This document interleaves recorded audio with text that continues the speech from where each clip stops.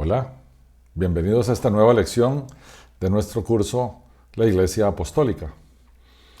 Así como la lección anterior era bastante polémica, relacionada con lo que hoy conocemos como los sermones en las iglesias, la de hoy va a ser también polémica, que tiene que ver con el rol de la música en nuestras iglesias modernas.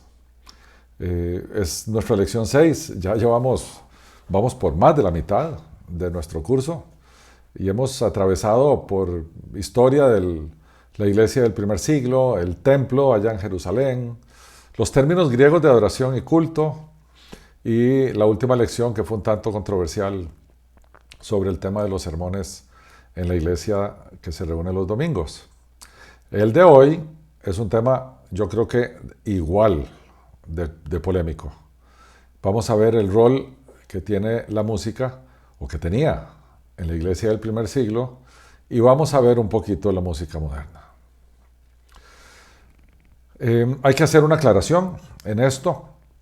Como lo que hoy pasa en el siglo XXI es tan distinto a lo que pasaba en el siglo I, entonces necesitamos hacer distinciones, hacer algunas aclaraciones sobre los ambientes en que hoy en día se escucha música cristiana, porque en el primer siglo no existían tales ambientes. Entonces sí vamos a tener que hacer algunas diferencias. Por ejemplo, los servicios que hoy llamamos de adoración o los cultos de las iglesias. Ahí hoy se toca música. Y hablamos de cuando los creyentes se juntan, particularmente las reuniones dominicales, una tercera parte del tiempo, más o menos, de lo que los creyentes pasan juntos, se dedica a la música y se le ha llamado a esa sección, digamos, de la reunión, la alabanza. Y allí se tocan lo que hoy en día son dos géneros musicales. Uno es alabanza, que es en teoría las canciones que son un poquito más movidas, y otra es la adoración, que son las canciones lentas y más de éxtasis, digamos. Las de alabanza son de alegría y la adoración son más como de un éxtasis religioso. También hoy en día tenemos algo que no había en la iglesia del primer siglo, los conciertos cristianos, que es cuando un cantante o una banda cristiana se presenta en un foro grande y asisten creyentes y también asisten no creyentes al concierto. Estos conciertos son cobrados usualmente, se cobra una entrada. En los servicios de adoración o cultos no se cobra, solo se vive de las ofrendas y de los diezmos, pero no se cobra. En los conciertos cristianos sí se cobran las entradas. Y después tenemos los medios electrónicos. Hoy en día, cuando de forma nosotros individual escuchamos o vemos música cristiana, ya sea en las aplicaciones de música o ya sea en las aplicaciones de video, hoy vamos a ver particularmente, nos vamos a centrar en la música durante las asambleas o reuniones, que es al final lo que nos interesa de todo el curso. Cómo es que las asambleas o los cristianos se reunían en asamblea en la Iglesia Apostólica. Como hemos dicho antes a lo largo de todo el curso, el término adoración, con el cual se traduce la palabra proskuneo en las Biblias en español, o worship en inglés, es un término que está muy mal traducido. La palabra proskuneo quiere decir postrarse en homenaje o culto a alguien, o sea, tirarse al piso, manos adelante, cabeza abajo, en forma de postración. En el Nuevo Testamento aparece en 61 ocasiones, pero en ningún lugar, ya sea en la traducción griega del Antiguo Testamento o en el griego del Nuevo Testamento, esta palabra proskuneo tiene connotación ya sea de canto o musical de alguna manera, o de oración, o de predicación, o de lectura de escrituras, o de liturgia. Nada de eso. Eso no existe. Proskuneo es un saludo en postración, como lo hemos dicho antes. Es direccional, siempre se hace para adelante y siempre va acompañado de otras expresiones que son típicas de rendir culto, de rendirse haciendo culto delante de alguien de rodillas o sobre los pies o caerse o sobre la cara o estar en el suelo. Más o menos eso son acciones que acompañan a alguien que hace proskuneo, o sea, a alguien que se postra. Entonces adoración no tiene absolutamente nada que ver con música. Nada.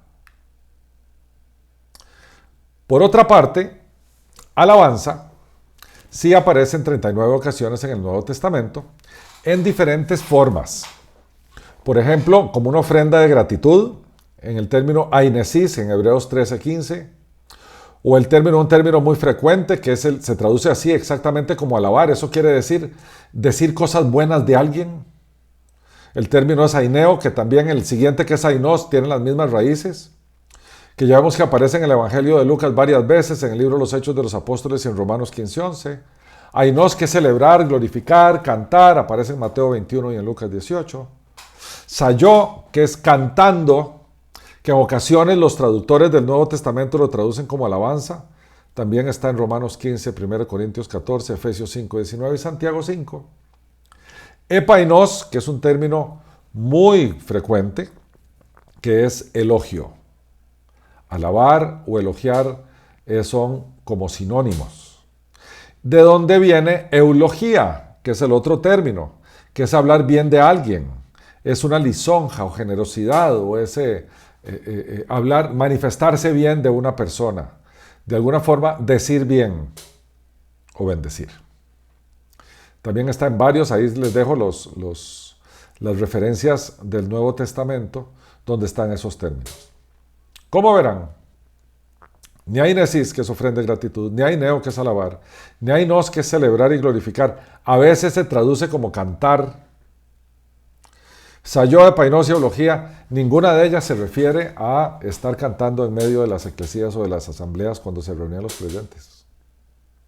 Vamos a ver más adelante que en 2 ocasiones, creo que eran 2 o 3, hay una mención de que cuando nos juntamos y están los unos con los otros, como veíamos antes en la lección anterior, habla de también cantar, o cantos, o himnos, o salmos, que lo vamos a ver más adelante. Pero estos 2 términos, alabanza y adoración, en ninguno de los 2 términos tiene relación con reuniones de las eclesías o de las iglesias. Veamos que sí, porque sí aparecen. Vamos a ver cuál es el rol de la música en las eclesías o en las asambleas de la iglesia apostólica. Empecemos porque no era común.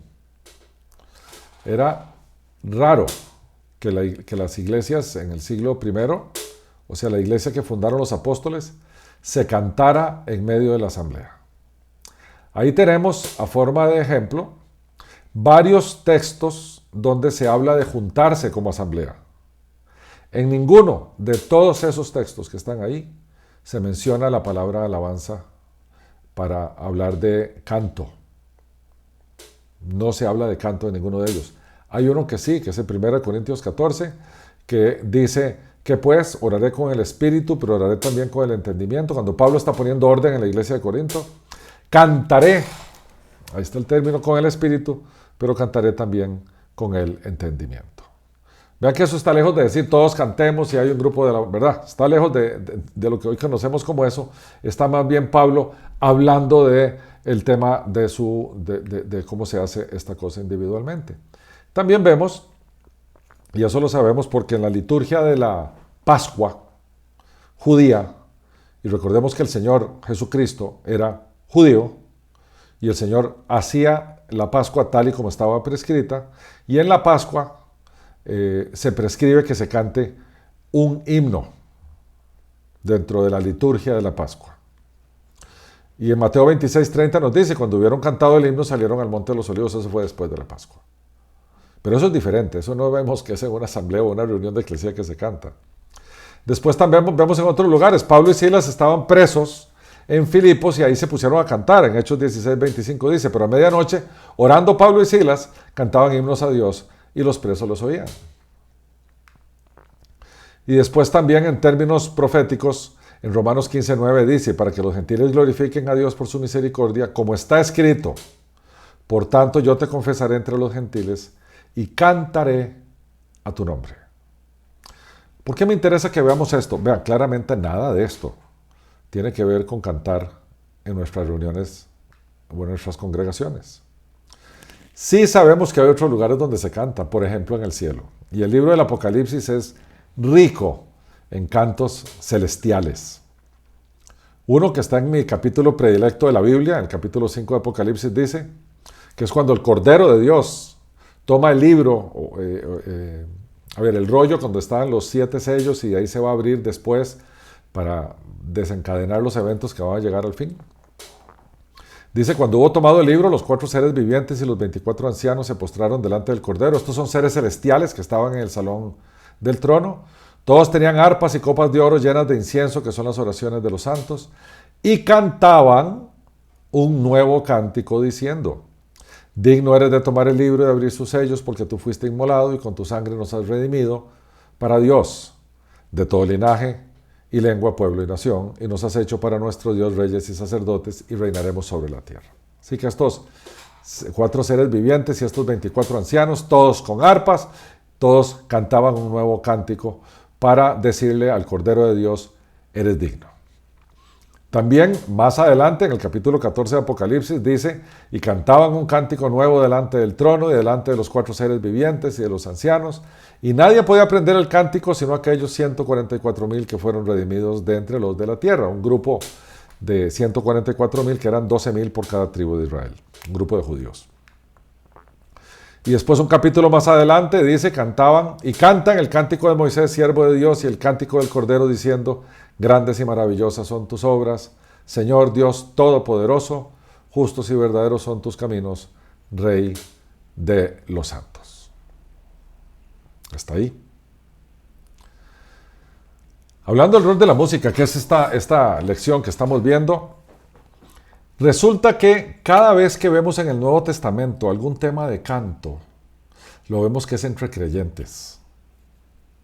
Entonces, también podemos empezar a entender que el canto edifica, porque se hace el uno para el otro. Y aquí hay que tener mucho cuidado con terminología.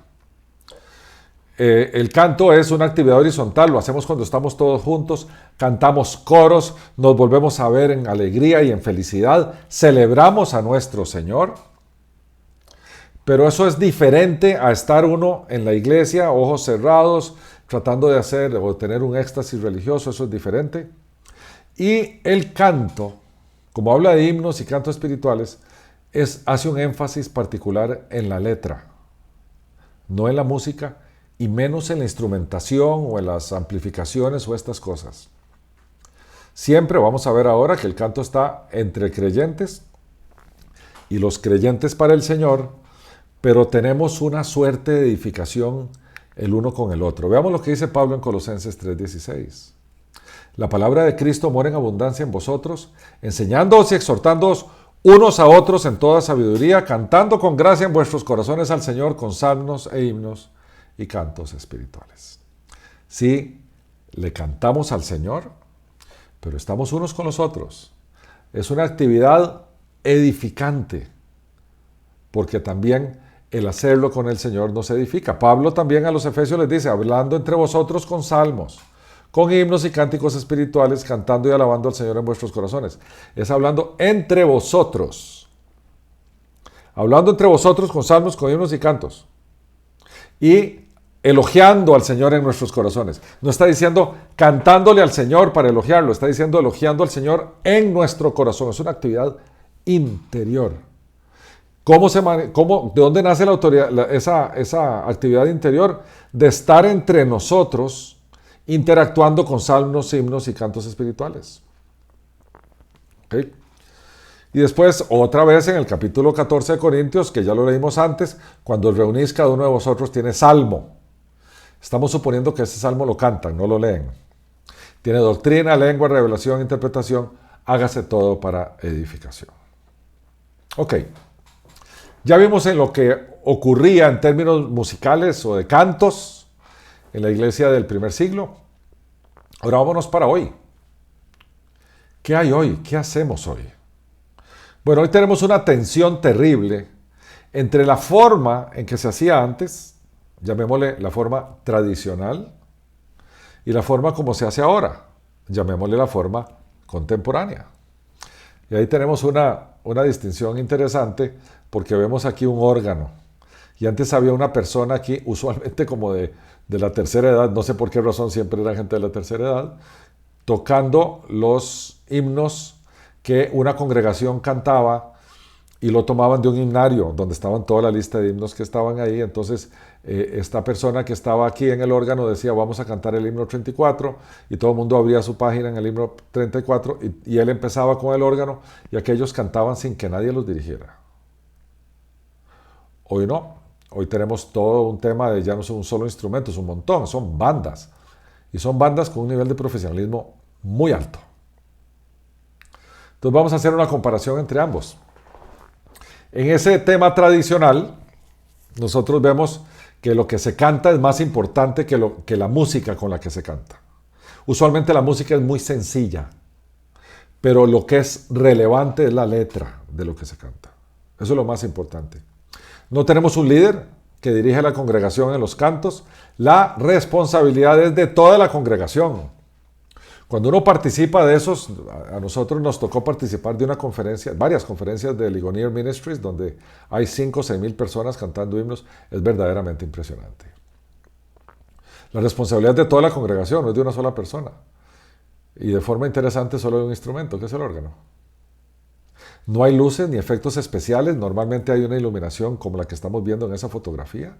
Es toda la congregación la que canta, nadie se queja ni evalúa la calidad de lo que acaba de pasar. Y claramente el volumen no es un tema. El volumen no impacta. No hay amplificadores grandes que eleven el volumen de lo que se canta. Es la congregación la que canta. Entonces el volumen no es un tema. Y créanme que nadie sale de allí diciendo hoy la alabanza estuvo bien. Porque somos todos edificándonos para el Señor.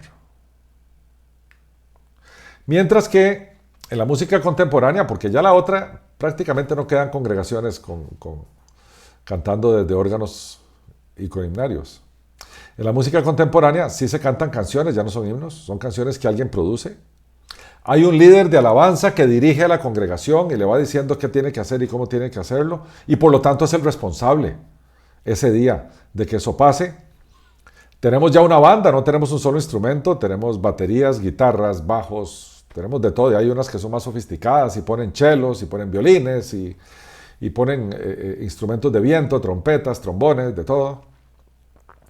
Se le mete normalmente componentes de iluminación, hay amplificadores sumamente sofisticados, pantallas por todo lado para que salgan las letras. Hoy en día ya no son solo las letras de las canciones, sino que son videos preciosos que más o menos van con la canción que se está cantando y la letra saliendo en los videos, en esas gigantescas pantallas. Ahí hay muchísima tecnología involucrada en todo esto. Siempre, por alguna razón que yo todavía no sé, se le mete volúmenes altísimos a la música. Conozco una iglesia muy cercana que inclusive cuando nosotros nos reunimos no nos deja reunirnos del volumen que le mete. Y no estamos exactamente en el mismo salón, estamos con 2 salones diferentes y un parqueo muy grande en el medio. Pero le meten un volumen gigantesco. Yo no sé cómo hace la gente para no quedarse sorda con el volumen que le meten los grupos estos musicales en las iglesias, como si todo el mundo estuviera lejos de donde están y están a la pura par. Pero el volumen es un tema. La congregación se convierte en la audiencia y como esa audiencia evalúa calidad. Hay días que estuvo bien, hay días que no estuvo tan bien. Y por lo tanto se pierde la horizontalidad. Ya no somos otra vez el uno con el otro. Hoy en día la música contemporánea tiene un enfoque, o por lo menos eso es lo que nos dicen los líderes de alabanza, vertical, o sea, es hacia Dios. Entonces, cántele a Dios, vea para arriba, levante sus manos, cierre sus ojos. A ver, hay mucha cosa que vamos a ver ahora a continuación que se usa cuando el enfoque es vertical. Entonces, claramente, si el enfoque es vertical, no puede ser horizontal. Si es para Dios, no es para edificación. Es para Dios. ¿Ok? Y lamentablemente, y esto lo digo con mucha tristeza, no quiero generalizar en todas, pero quiero decir en muchas, la música vertical apela a los sentidos y experiencias que no son naturales, o más bien son naturales porque son sensoriales, no son espirituales, que se califican como éxtasis espirituales. Hoy la alabanza estuvo bien porque me fui. Y lo que me fui fueron los sentidos sumamente estimulados, por luces y por música. Y eso de verdad es una pena. Porque si comparamos las intenciones con que se hace la música contemporánea, vertical, lo que lleva es a inflar a la gente, lo que lleva es a que la gente se llene y se emocione y tenga un éxtasis. Mientras que la música tradicional, más bíblica, más de himnos, lo que busca es edificar a las personas. Es construir esos ladrillitos donde se va haciendo el edificio. Son dos objetivos distintos. Y ahora caemos a tal vez lo más problemático de todo esto, que son los trances, los éxtasis, lo que motivan hoy en día con todas estas cosas que son en verdad lamentables, porque son una vulgar manipulación de los sentidos. Entonces a la congregación, inclusive, los líderes le dicen: cierren sus ojos, sienta al Espíritu Santo, levante sus manos. El que no levanta las manos o es incrédulo, o está frío, o no está lleno del Espíritu Santo. También hay que estar observando, porque todo el mundo hace muecas.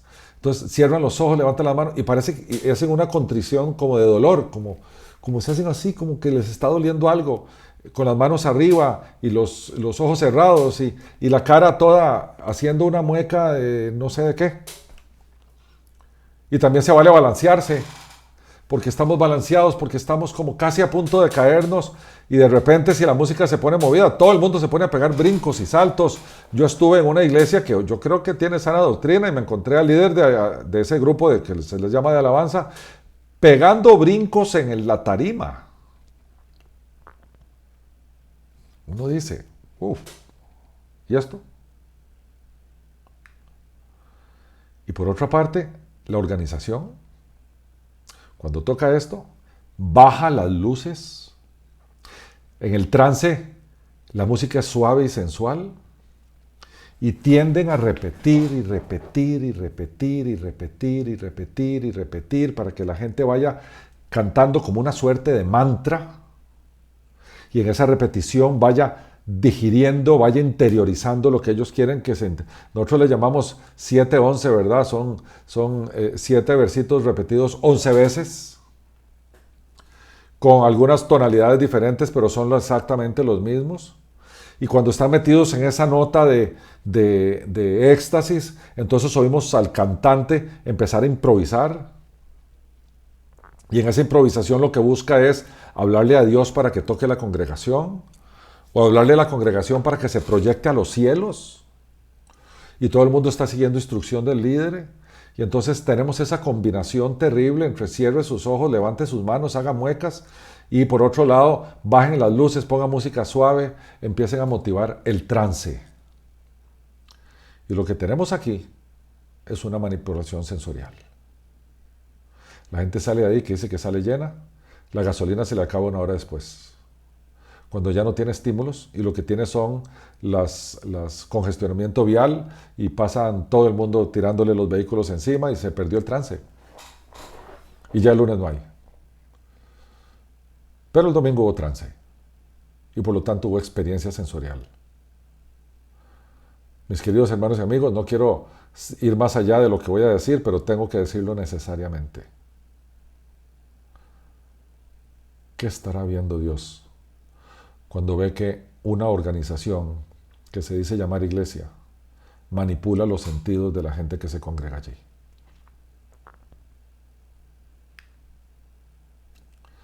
Bueno, y ahora tenemos también músicas con ritmos, ¿verdad?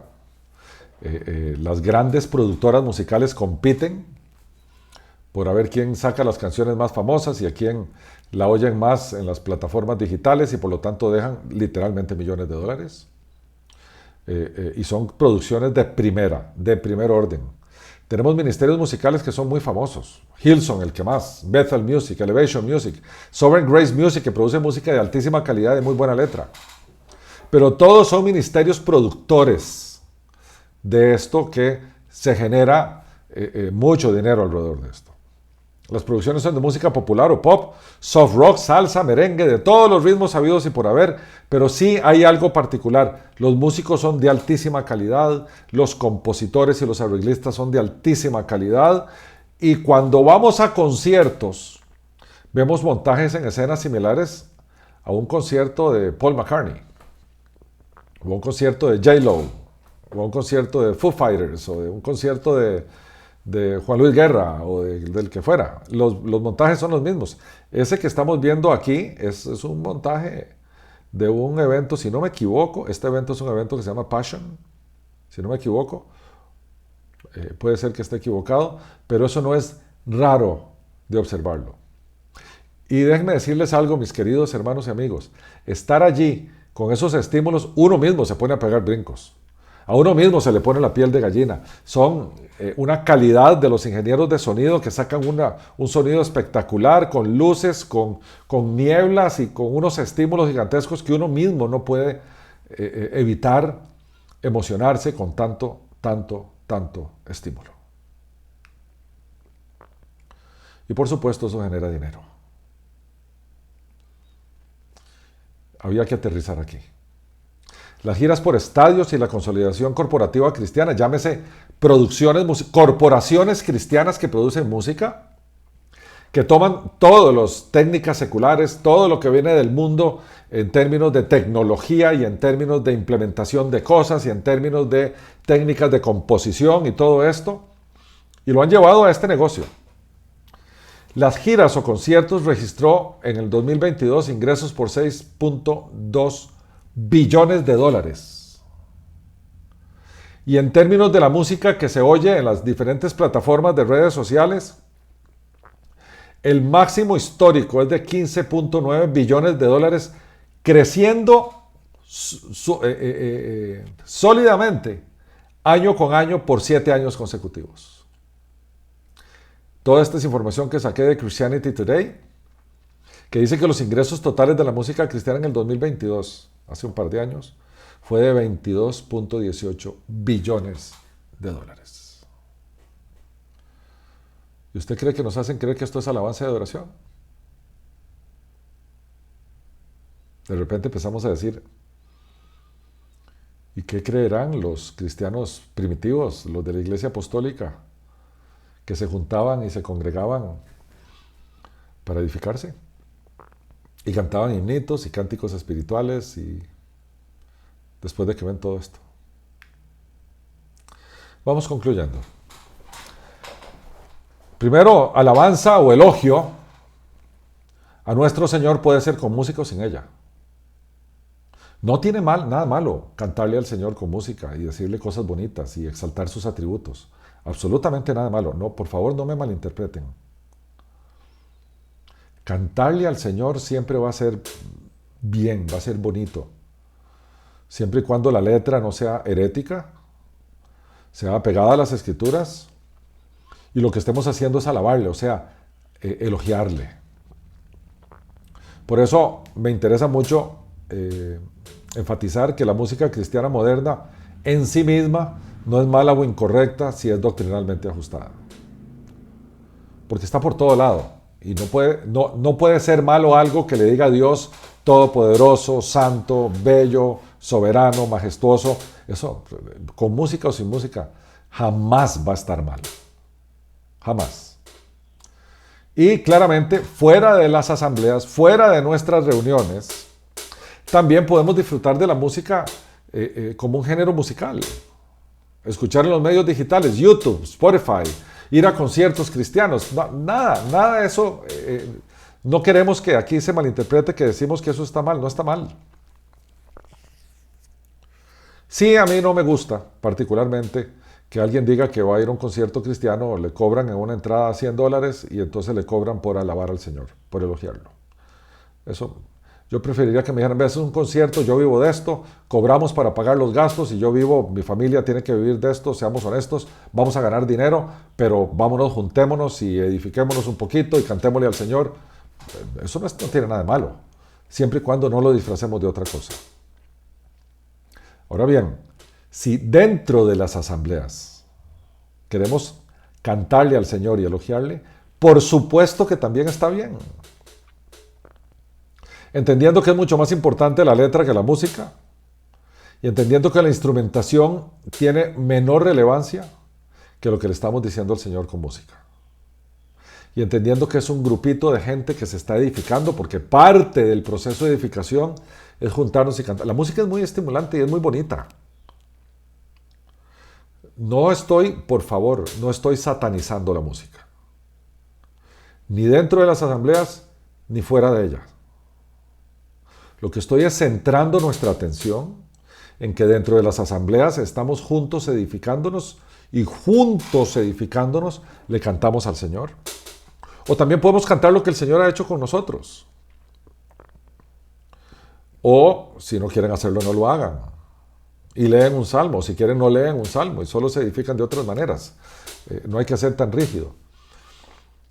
Y fuera, podemos sin duda alguna asistir a conciertos cristianos de calidad, ver videos en YouTube o tener playlist en Spotify o lo que fuere. Nada de eso tiene nada de malo. Siempre y cuando, mis queridos hermanos y amigos, no se manipule, no se hagan en exceso manipulaciones sensoriales, porque eso no está bien. Pero de nuevo, la música es buena cuando se hace correctamente dentro o fuera de la iglesia.